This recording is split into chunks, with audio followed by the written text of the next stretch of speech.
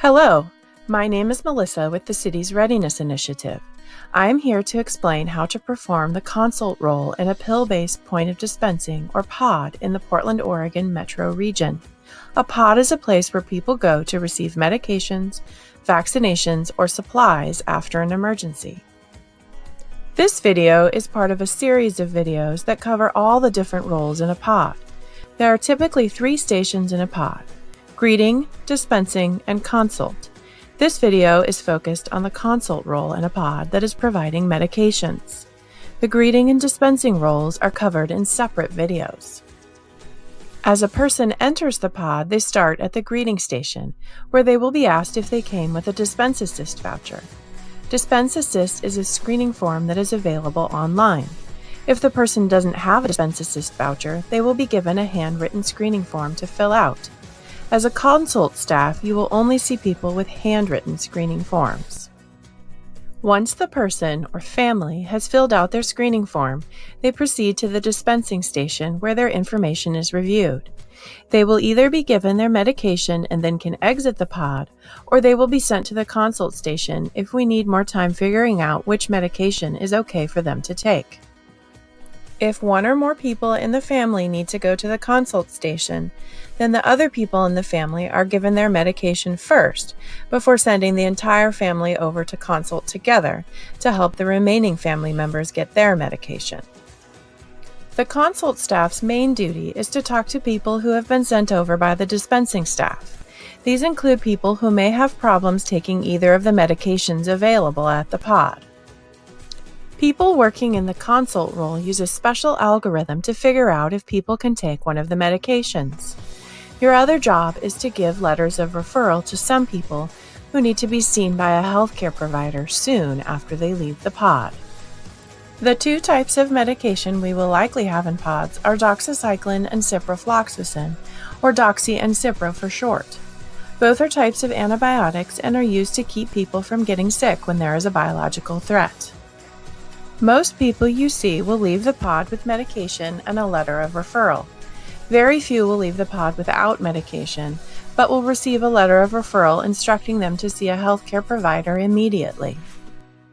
When a family gets to the consult station, it is likely that most of the family has already received their medication. You will only be working on the family members whose names have been highlighted by the dispenser on the family's screening form. It is important to note that only a very small percentage of people need to come to the consult station at all. No more than about 10% of the general population will have more complicated medical issues that need further screening by the consult station staff. You do not need to be a healthcare provider to perform the consult role. Anyone who can follow the questions on the algorithm can do this job. In order to perform your job, you will need the consult screening tool and consult algorithm. These tools are always available on the CRI website and have step-by-step instructions. Step 1 is to write your name on the person's screening form in the consult name area. If someone gets lost in the POD, a staff member can look at their form to see where they are in the process. Step 2 is to refer to the person's screening form to help you figure out which side of the consult algorithm you should use to conduct your screening. If the highlighted person on the form is allergic to doxycycline, whether or not they are pregnant, you will use page 1, or the allergic to doxy side of the algorithm. If the highlighted person on the form is pregnant but not allergic to doxy, you will use page 2, or the pregnant side of the algorithm. Once you've determined the correct side of the algorithm, you follow the path of questions until you reach a stop sign. We will go through a couple of examples in a moment.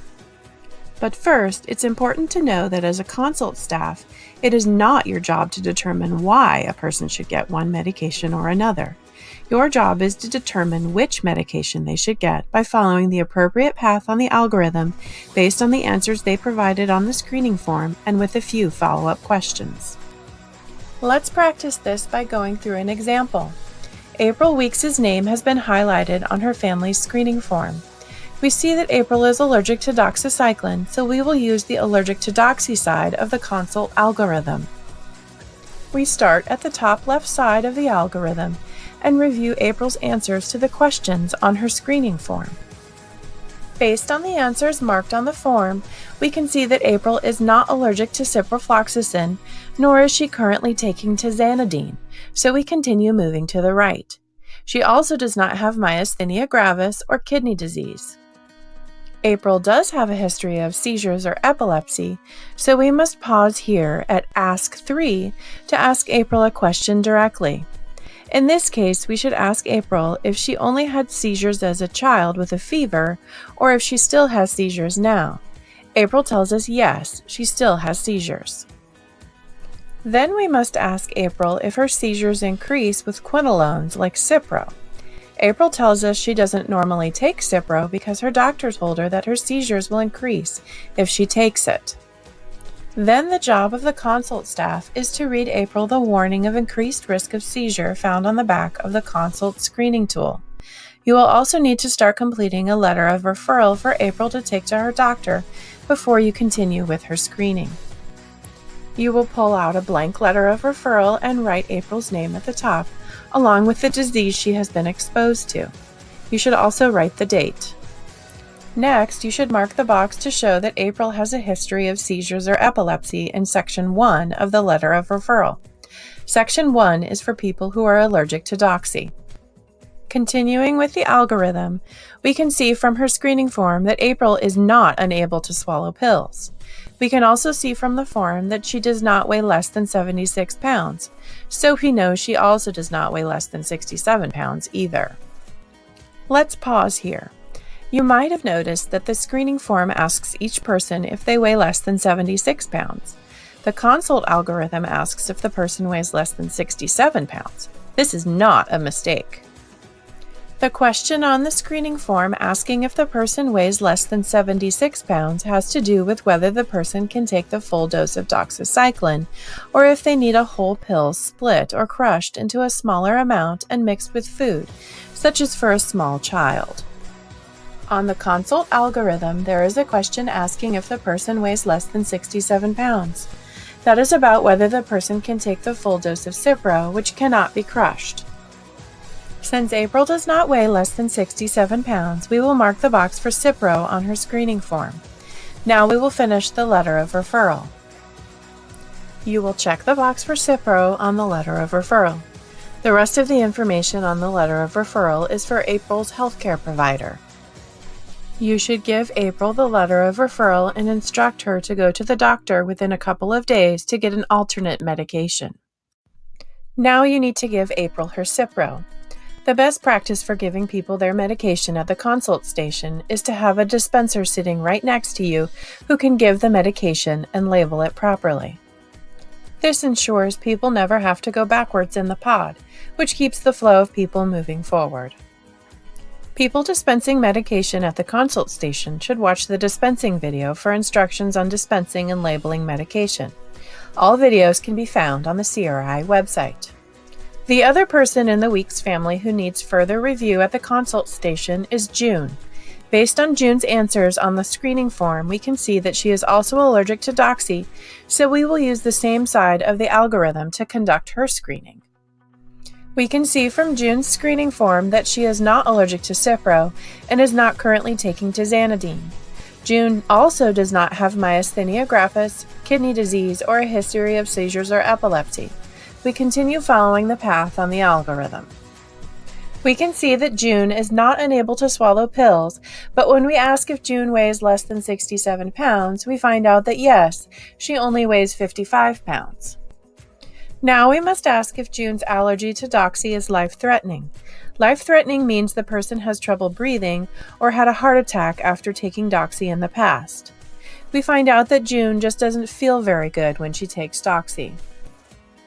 At this point, you might be wondering, what if someone doesn't know if their allergy is life-threatening, or doesn't really know if they have one of the other issues listed on the form? If that happens, the assumption is no, it isn't life-threatening, or no, they don't have that condition.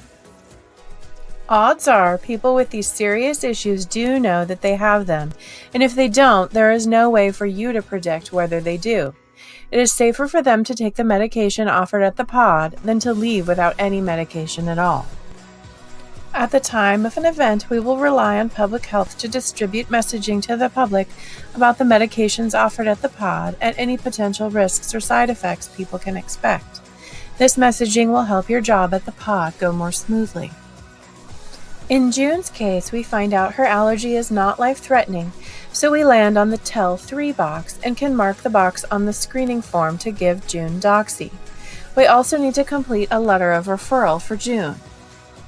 You will write June's name on the form and the disease she has been exposed to along with today's date. You should mark that you are giving June Doxy and then mark the checkbox that shows June is allergic to Doxy and weighs less than 67 pounds. When June's parent takes the letter to her doctor, she will be able to get a smaller dose of Cipro than what is available at the pod. But until she can go see her medical provider, she should take the Doxy she is being given at the pod. Finally, you would give the family screening form to the dispenser at your station so June can get her Doxy. The dispenser will also give the family a copy of pill crushing instructions since June weighs less than 76 pounds and needs to take a smaller dose of Doxy. The person dispensing the medication should keep the family's screening form once everyone in the family has received their medication. Now, here's a special note you'll want to remember. If the person you are helping is unable to read English, you would also need to complete a copy of the letter of referral in their preferred language so they can understand what it says, along with an English copy for their healthcare provider. Because the consult people need to be able to communicate with people at your station to ask additional clarifying questions, you might be wondering what should you do when someone doesn't speak English. Ideally, there will be an interpreter with your client, maybe another member of the family who speaks English, or a pod staff interpreter, or possibly an interpreter on the phone you can speak with. As a last resort, you will have some translation tools printed out at your station. If you need to use the translation tools, you will refer to the appropriate language tool and point to each section of the text as you come to it. For example, if the consult algorithm says Ask To, you will refer to the Ask To box on the language tool to inquire whether the person's allergy to Cipro is life-threatening. You would point to that section in the language tool and have the person read the questions and point to the answer yes or no. This is not a best practice, and interpreters are always preferred, but these tools can be used as a last resort. These tools, along with everything else we are practicing today, are available on the CRI website. Let's go through one more example with Jasmine Flowers, who needs to visit the consult station. We can see from Jasmine's screening form that she is pregnant and not allergic to Doxy, so we will use the pregnant but not allergic to Doxy side of the algorithm. We start at the upper left corner by asking Jasmine if she has had a positive pregnancy test or any missed periods. She answers yes. We can see from Jasmine's form that she is allergic to Cipro, so we ask her if her allergy is life-threatening. She answers that when she was 22 years old, she took Cipro and someone had to call 911 for her because she couldn't breathe. This is considered a life-threatening allergy, so we land on the Tell 1 box. First, we should advise Jasmine of the risks of taking Doxy while pregnant. The script can be found on the back of the consult screening tool. We mark the box for Doxy on her screening form and then fill out a letter of referral for her to take to her doctor to get an alternate medication soon. Then we would send Jasmine to the dispenser working with the consult station to get her Doxy medication. That's it. That's all there is to the consult role in a pill-based point of dispensing. We encourage you to watch the other videos in this series to get a full picture of what it's like to work in a pod.